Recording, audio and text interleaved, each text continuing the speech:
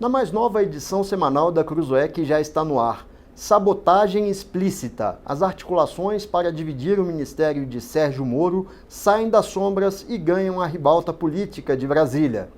Interlocutores do ministro chegam a dizer que, se for mesmo dividido o ministério, Moro deve deixar o governo. Aqui comigo a repórter Helena Mader, que há 2 semanas publicou uma reportagem na Cruzoé mostrando que esse movimento já vinha acontecendo nos bastidores, não é isso, Helena? Nos últimos dias, essas articulações deixaram os bastidores e passaram a ser absolutamente explícitas. O que mudou exatamente? Isso, Rodrigo. Como você disse, a gente antecipou há 2 semanas que a cisão entre os ministérios da Justiça e da Segurança Pública seria um dos grandes assuntos de 2020. E aí, essa semana, isso ficou confirmado depois de uma reunião do presidente Bolsonaro com os secretários de segurança de vários estados do Brasil, em que esses secretários foram pedir ao presidente a separação dos ministérios, reclamando da interlocução com o ministério e também das soluções propostas para reduzir a criminalidade. E o presidente Bolsonaro disse que o assunto seria estudado. Isso foi suficiente para gerar discórdia entre a base bolsonarista, conflitos também com o Congresso, enfim.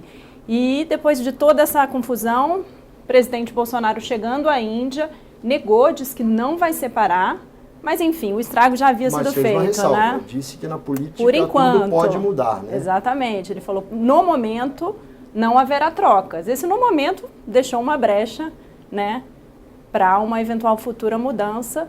Enfim, de qualquer forma, esse episódio já gerou um inevitável, um indiscutível desgaste na imagem do ministro Moro. Mais uma crise. Helena, a reportagem da Cruzoé também mostra que há um movimento paralelo para mudar a direção da Polícia Federal, que é algo que também desagrada bastante o ministro Sérgio Moro. É um outro ponto nevrálgico, um outro ponto sensível que pode dar o que falar nas próximas semanas, não é isso?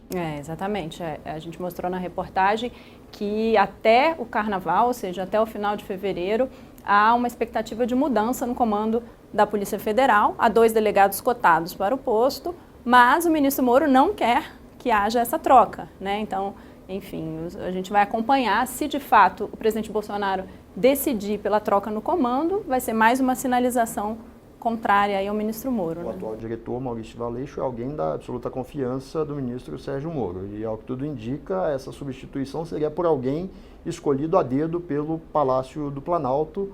Na verdade, se isso acontecer, o ministro Moro estaria sendo atropelado, claramente atropelado. E um dos cotados é o secretário de Segurança do Distrito Federal, que foi um dos articuladores de toda essa movimentação para a separação do Ministério da Justiça, né, e a recriação do Ministério da Segurança Pública. Então, sem dúvida, seria uma derrota imensa. Junto com o governador do Distrito Federal, Ibanez Rocha, e com um aliado muito próximo do presidente Jair Bolsonaro, que é o ex-deputado Alberto Fraga, também de Brasília. Isso. Ou seja, essas articulações estão cada vez mais explícitas e as caras envolvidas nesse movimento também estão bastante expostas, não é isso? Verdade.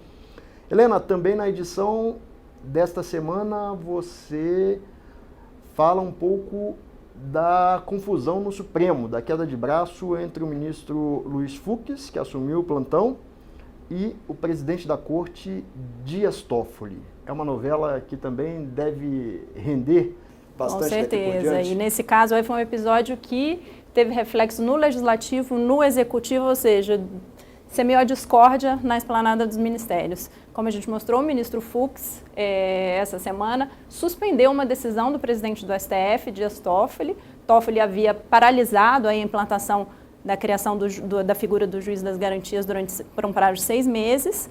Uma semana depois, no recesso, o ministro Fux assumiu e suspendeu a decisão do presidente.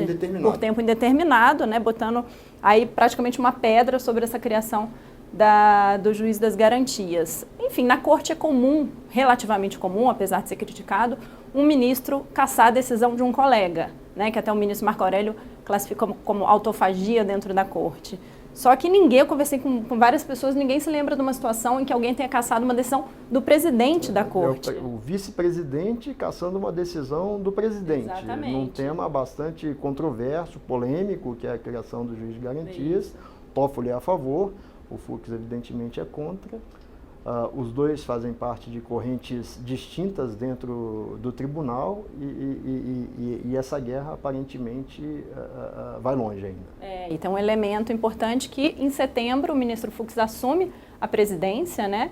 E aí esse episódio acabou antecipando essa rivalidade, enfim, expondo ainda mais essa rivalidade entre os dois ministros. E, enfim, ainda tem 9 meses aí para troca de comando e vai ficar um clima, evidentemente, muito ruim na corte até lá. A sua reportagem mostra os bastidores dessa decisão e aponta o que há por vir. Exatamente. Certo. Bom, esses e outros assuntos estão na nossa edição semanal, que já está no ar em www.cruzoe.com.br. Nós contamos com a sua leitura. Um abraço e até a próxima.